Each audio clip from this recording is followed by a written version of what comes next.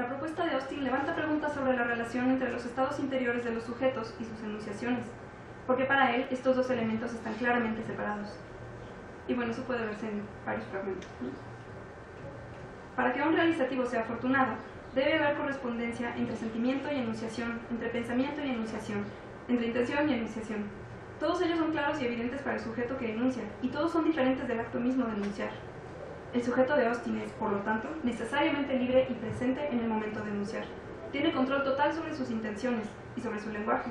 Finalmente, el lenguaje resulta una herramienta, un medio de transmisión de contenidos. Ahora bien, al tratar el último punto, que es la relación entre actos y enunciaciones en la propuesta de Austin, es importante reconocer el giro fundamental que ocurre en su octava conferencia, donde acepta que finalmente toda enunciación es un acto, pues se emiten siempre sonidos y palabras, y que quizá la separación entre expresiones constatativas y expresiones realizativas no sea como tal sostenible. Es aquí donde ofrece su segunda propuesta, la división de toda enunciación en tres actos, el locutivo, el ilocutivo y el perlocutivo. Concede que incluso las expresiones constatativas son actos de habla, especies de realizativos implícitos con la forma pienso que, expongo que, por ejemplo. Sin embargo, en la conferencia 12, Austin indica que la fuerza ilocucionaria es, cito, una dimensión relativa al carácter afortunado o desafortunado de la expresión, y que el significado locucionario es una dimensión relativa a la verdad y falsedad de la expresión. También indica que, cito, distinguimos así el acto locucionario que posee significado, el acto ilocucionario que posee una cierta fuerza al decir algo, y el acto perlocucionario que consiste en lograr ciertos efectos por el hecho de decir algo.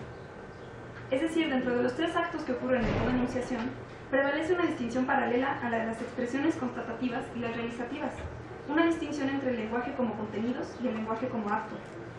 El problema aquí es que mientras Austin sostiene que toda emisión lingüística es un acto, no lleva esta afirmación a sus límites, no la piensa como un acto unitario, cuyos elementos se conforman en el momento mismo y cuyo grado de variabilidad sea infinito. Piensa el acto de habla, por el contrario, como un armazón de piezas separadas, la mayoría de las cuales existía ya previamente y se pone solamente en juego de acuerdo con reglas claras y previstas. Es decir, la revolución que Austin propone nos aparece de pronto como una revolución trunca. Él representa un paso muy grande y muy importante desde una concepción estricta y tradicionalmente lógica y gramática del lenguaje, hacia un proyecto pragmático, que piensa el lenguaje en su desempeño y ya no solamente en su esquema.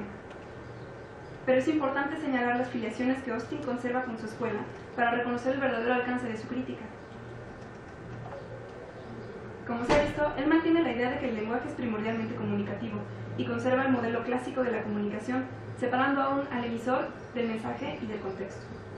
Debido a su fidelidad a la gramática como criterio último de clasificación, Austin inevitablemente sigue adjudicando a lo formal del lenguaje la mayor parte de la fuerza del acto de habla, y a la vez relega los elementos contextuales al exterior del aparato lingüístico y busca clasificarlos todos, de manera que la imprevisibilidad del lenguaje sea eliminada o excluida de su sistema. Al sujeto enunciador lo incluye dentro de las condiciones necesarias para la fortuna de los actos de habla, y en tanto tal lo plantea fijo, previsible, entero, presente y consciente siempre de sus propias intenciones. El lenguaje como acto queda así diseccionado en elementos firmes, inmóviles, previos al momento, a su ocurrir, cuando en palabras de Benveniste, antes de la enunciación, la lengua no es más que la posibilidad de la lengua. Ir más allá de los actos de habla sería eso, tomarse radicalmente en serio que el lenguaje únicamente se da en actos, en su suceder. Esto implicaría asumir el conflicto, el fracaso como una posibilidad de toda enunciación, como parte de esta. Implicaría someter a escrutinio lo acabado y pleno del sujeto hablante y preguntarnos por la supuesta exterioridad de sus palabras respecto a su también bastante complicada interioridad. También abandonar la creencia en un texto separado de su contexto y cuestionar estos mismos términos. Es una tarea enorme y existen ya por supuesto numerosas propuestas, pero frente al crucial papel que Austin ha jugado en nuestra concepción contemporánea del lenguaje y su modo de ser, parece inevitable atender a su impronta y continuar la reflexión. ¡Qué maravilla, ¿eh? ¡Qué maravilla! Gracias, Sofía. Qué bueno. Continuamos contigo, Katia, con tu ponencia Retórica Animal, un enfoque pragmático. Muy pragmático. ¿Se corta? Por esto... La retórica. Desde luego, no es el arte de la palabra fingida, pues toda palabra siempre es real al estar dicha escrita e incluso pensada y soñada. Implica, por tanto, el acto verdadero de decirla, escribirla, pensarla o soñarla.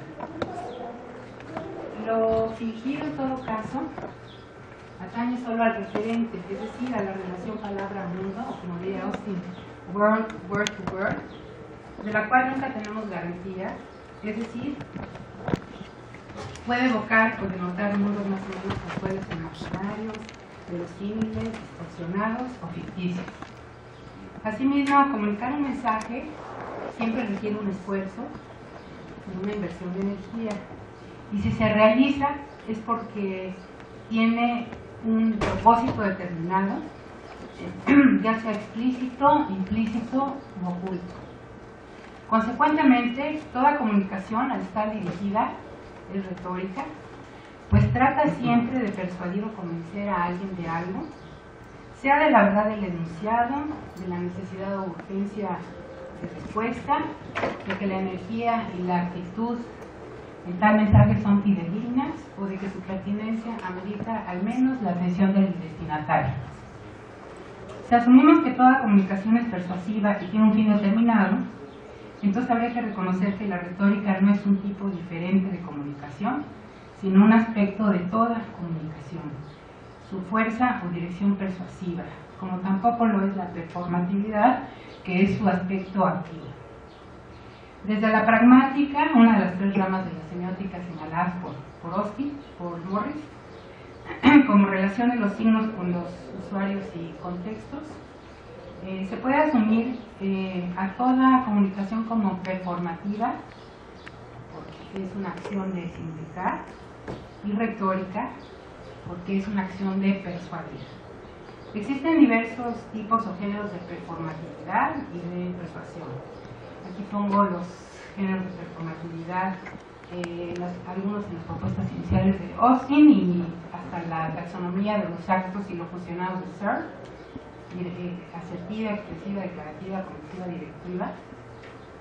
Y en cuanto a la retórica, Aristóteles distingue el género forénsico judicial, referido al pasado y apuntando a lo justo, injusto, correcto o deshonesto, el deliberativo, que apunta al futuro y señala lo deseable o indeseable de una acción, y el epidíctico o ceremonial, que está ubicado en el presente y consiste en elogio de la estación.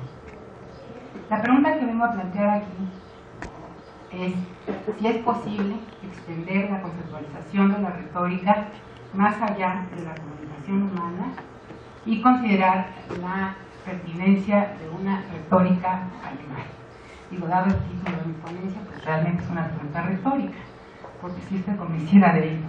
Buehler señala que ninguna comunidad animal puede existir sin un mecanismo de dirección que oriente las relaciones sociales de los miembros de la comunidad, lo que implica un intercambio de signos tanto como un intercambio de materia. Sibio, que insistió en la comprensión de la semiótica, más allá del antropocentrismo y del lotocentrismo prevalecientes, al conocer las formas sofisticadas de comunicación entre marsopas, delfines y principalmente abejas, hallazgo sorprendente que le valió el premio Nobel a von Frisch. Es nuestra ignorancia de la vida animal la que nos ha engañado al suponer que la semiosis es una característica exclusivamente humana. Existe evidencia en varias especies animales que no solamente se comunican, sino que lo hacen con un fin persuasivo, y cabe asumir, por tanto, su despliegue de estrategias retóricas en diversos registros, como sonidos, imágenes, objetos del entorno, colores, olor, recursos corporales como gestos, posturas, sudor, expresión facial, contacto visual, etc.